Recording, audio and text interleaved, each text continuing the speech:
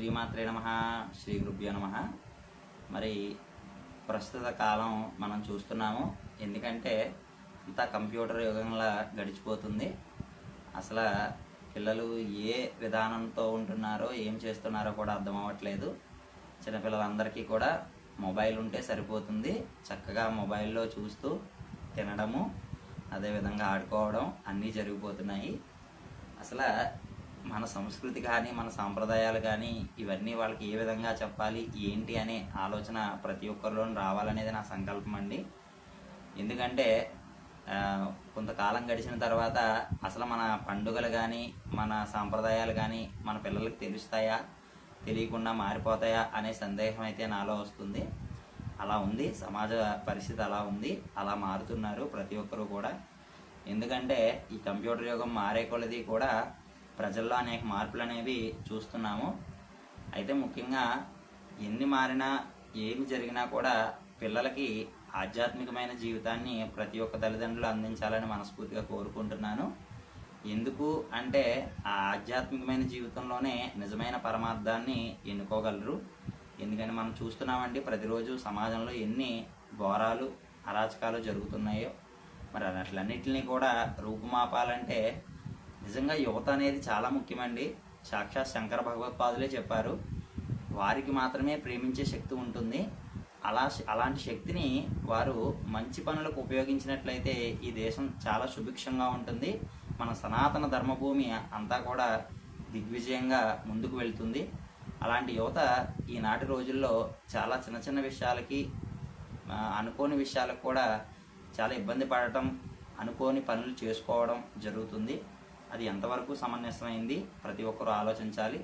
మన చిన్నతనం నుంచే పిల్లలకి అన్ని విలువలు నేర్పి పెంచాలండి. ఎందుకంటే పాఠశాలలో చదివిస్తున్నాము, వెళ్తున్నాము, చేస్తున్నారు, వస్తున్నారు అనుకోవడం విద్య అనేది ఒక ఎత్తు అయితే, క్రమశిక్షణ, ఆధ్యాత్మికత, బాధ్యత, పెద్దల పట్ల గౌరవం ఇత్యాదివన్నీ కూడా ఒక ఇదిగా తల్లిదండ్రుల యొక్క గొప్ప బాధ్యత. ఈ బాధ్యతని ప్రతి ఒక్కరూ కూడా మీరు తీసుకోవాలి. తల్లిదండ్రులు ముఖ్యంగా తీసుకోవాలి. తల్లిదండ్రులు తీసుకొని పిల్లలకి మంచి విషయాలని, మంచి అవగాహనని అందించాలి.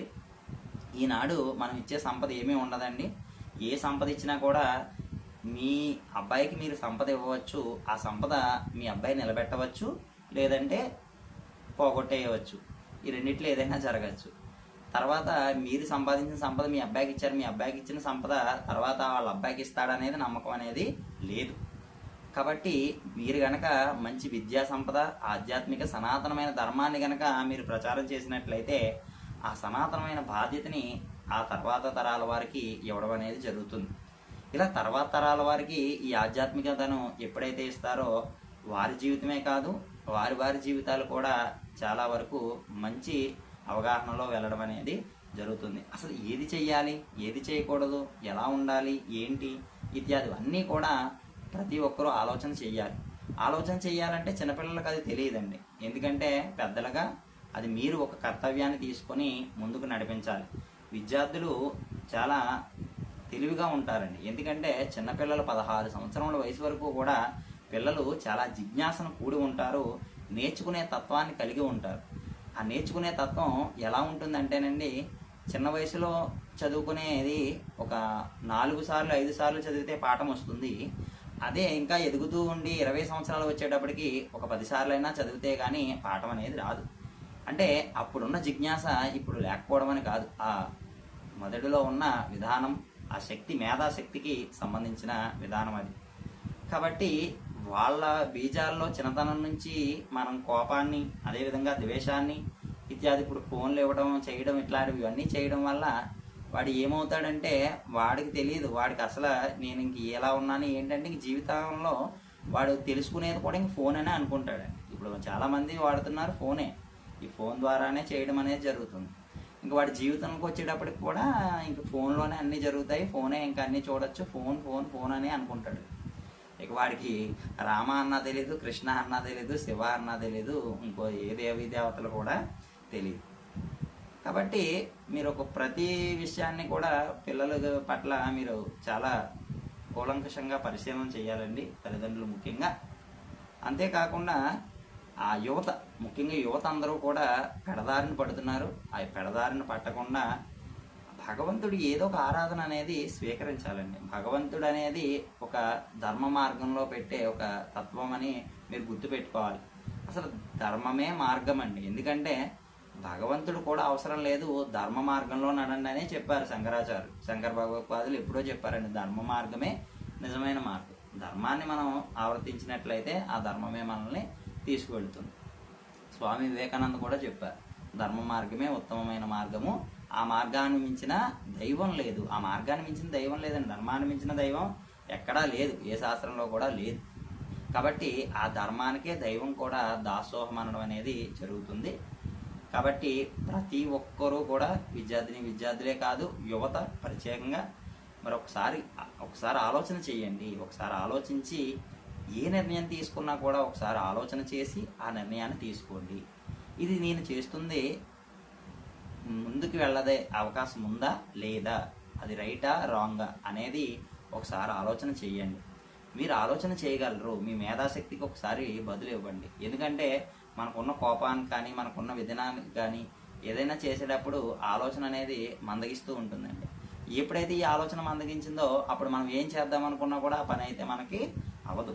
కాబట్టి ఒకసారి ఆలోచనతో చేయండి. అది మీకు ఎంత సక్సెస్ని సాధిస్తుందో గమనించుకోండి. తర్వాత ముఖ్యంగా విద్యార్థులు చదువు విషయంలో చాలా వరకు కూడా వెనకబడడం అనేది జరుగుతుంది. అసలు విద్య అనేది ఇంకా రేపటి తరానికి ఇంకా చాలా ముందుకు వెళ్తుందండి. విద్య లేనిది ఇంక ఏదీ లేదు అనేది నిస్సందేహంగా చెప్పవచ్చు. ప్రస్తుత కాలంలో చాలామంది ఉంటున్నారు, ఏదో ఒక రీత్యా ఏదో ఒక పని ద్వారా బతుకుతున్నారు, కాదని అనట్లేదని. తర్వాత వచ్చే తరానికి ఆ పని కూడా ఉండదేమో అనే సందేహం వస్తుందండి. కాబట్టి అది మీరు ప్రతి ఒక్కరు గుర్తించుకొని ఇంట్లో ఉన్న వారు ఎవరైనా కూడా చదువుకు చాలా ప్రాధాన్యతనివ్వాలని నేను మనస్ఫూర్తిగా కోరుకుంటున్నాను. మరి అంతేకాకుండా ఇంకేంటి, చాలా వరకు ఆడపిల్ల చదువును ఒక విధంగా, మగపిల్లవాడి చదువును ఒక విధంగా చూస్తున్నారు. అసలు రాబోయే తరంలో రాబోయే తరం దాకా ఎందుకు, ఇప్పుడే ఆడపిల్లలు మగవారు అదే ఒక భార్యాభర్త ఉన్నప్పుడైతే భార్యాభర్తలు ఇద్దరూ కష్టపడితేనే ఒక బాబుని చదివించడం కానీ లేకపోతే ముందుకు తీసుకెళ్ళడం కానీ వాడి ప్రయోజకం చేయడానికి కానీ అంత అవుతుంది. మరి ఇద్దరి చదువు అనేది ఎంత ఉపయోగకరమైందో ఒకసారి ఆలోచన చేసుకోండి. రేపొద్దున ఏదైనా సంపాదించాలన్నా చేయాలన్నా ఇద్దరు చదువు ఉండడం అనేది చాలా ముఖ్యం. తర్వాత పిల్లలకి చెప్పుకోవడానికి కూడా ఇంటి దగ్గర మనం చెప్పుకోవాలి అనుకున్నప్పుడు కూడా ఆ తల్లికి విద్య వచ్చి ఉంటేనే ఆ పిల్లవాడిని సరిదిద్దుకొని చక్కగా ఆ పిల్లవాడికి వచ్చిన సందేహాలని నివృత్తి చేయగలదండి. లేకపోతే చేయలేదు కదా, దానివల్ల కూడా ఇబ్బంది అనేది పడడం అనేది జరుగుతుంది. అని ప్రతి ఒక్కరూ కూడా గుండెల మీద చేయి వేసుకుని ఆలోచన చేసుకోండి. ప్రతిదీ కూడా ఆలోచించి చెయ్యండి. ఎప్పుడైతే మనం ఆలోచన చేస్తామో మనం నమ్ముకున్న భగవంతుడు ఎప్పుడూ మనల్ని పాడు చేయడు. కానీ మీరు ఒకటి గుర్తుపెట్టుకోవాలి, ఏ పని చేసినా ధర్మ మార్గంలో చేస్తే మాత్రమే దానికి దైవం సహాయపడతాడు. ధర్మ మార్గం లేనిది అది దైవంతో కూడుకున్నది కాదు అనేదే నా ఉద్దేశం అండి. ఎందుకంటే ధర్మ మార్గంలో వెళ్తేనే అది మనకు దైవం తోడు అనేది రావడం అనేది జరుగుతుంది. కాబట్టి కొంచెం తల్లిదండ్రులు అందరూ గమనించాలి. ఇప్పుడున్న విధానంలో వాళ్ళ పనులు అవ్వడం కోసం పిల్లలకు చక్కగా మొబైల్స్, టీవీలు పెట్టడం అనేది జరుగుతుంది. కొంచెం ఆధ్యాత్మికత వైపు నడిపించండి. సనాతన మార్గాన్ని రుచి చూపించండి. ప్రత్యేకంగా నేను కోరుకునేది అది. ఎందుకంటే సనాతనమైన మార్గం అనేది చాలా మంచి మార్గము. ప్రతిదీ నేర్పించవచ్చండి. చక్కగా ఇప్పుడున్న సమయాల్లో వాళ్ళకి భగవద్గీతను నేర్పించవచ్చు, దేవీ భాగవతము, లలితా సహస్రనామ స్తోత్రము, విష్ణు సహస్రనామ స్తోత్రాలు, చక్కగా చిన్న చిన్న శ్లోకాలు, గణపతి శ్లోకాలు, దుర్గా శ్లోకాలు ఇత్యాది చిన్న చిన్న శ్లోకాలు, మంత్రాలు ఇత్యాదివన్నీ కూడా నేర్పించాలండి. ప్రతి ఒక్క విద్యార్థికి నేర్పించాలి. ఎందుకు నేర్పించాలి అంటే వాడి భవిష్యత్తులో ఆ మంత్రాన్ని ఉద్ధరింపజేసేస్తుందండి. ఎందుకంటే మనకు చక్కగా బీజాక్షరాలు ఉంటాయి. లలితా సహస్రనామం చదువుతామండి, బీజాక్షరాలు ఉంటాయి. ఈ బీజాక్షరాల్లో ఏం అవసరం లేదు, ఒక్క బీజాక్షరాన్ని పట్టుకుంటే చాలండి, మన జీవితం చరితార్థం అయిపోద్ది. ఓం ఓం ఓం ఓం అనుకున్నా ఉన్నామనుకోండి, ఆ ఓంకారమే మనం ఏ దారిలో తీసుకువెళ్తుంది. ఓం క్లీం క్లీం అన్నా అంటే ఆ క్లీంకార రూపమే ఏదో ఒక రూపంలో మనల్ని తీసుకెళ్లడం జరుగుతుంది. అంటే ఒక బీజాక్షరానికి అంత పట్టు ఉండడం అనేది జరుగుతుంది. ఎందుకంటే ఏమీ రాని వారు కూడా మహాకవి కాళిదాసు ఏమీ రాకపోయినా కూడా ఆ శ్యామలాదేవి ఉపాసనతో ఎంతో గొప్ప పాండిత్యం కలవాడు అయ్యాడండి. మరి అంతేకాదు ఎంతోమంది కవులు ఆ దేవి పాండిత్యంతో ముందుకు వెళ్ళడం అనేది జరిగింది. అంటే మనిషిలో ఉండే పాండిత్యం ఒక ఎత్తు అయితే దాన్ని సరైన మార్గంలో పెట్టడం అనేది ఒక ఎత్తు. పిల్లలు చదవరని కాదండి, పిల్లలు చదువుతారు, చదివి ముందుకు వెళ్తారు.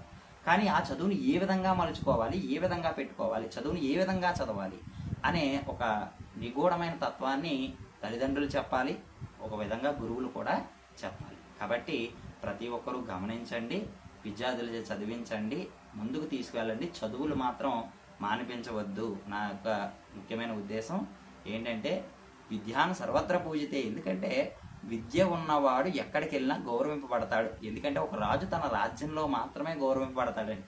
అదే ఒక పండితుడు వేరే రాజ్యానికి వెళ్ళినా కూడా అక్కడ తన పాండిత్యంతో చక్కగా ఏదో ఒక మంత్రమో శ్లోకమో ఏదో ఒకటి చెప్పేసుకొని చక్కగా తన పబ్బాన్ని గడుపుకుంటాడు. అది ఒక పండితుడికి మాత్రమే ఉన్న మంచి లక్షణం.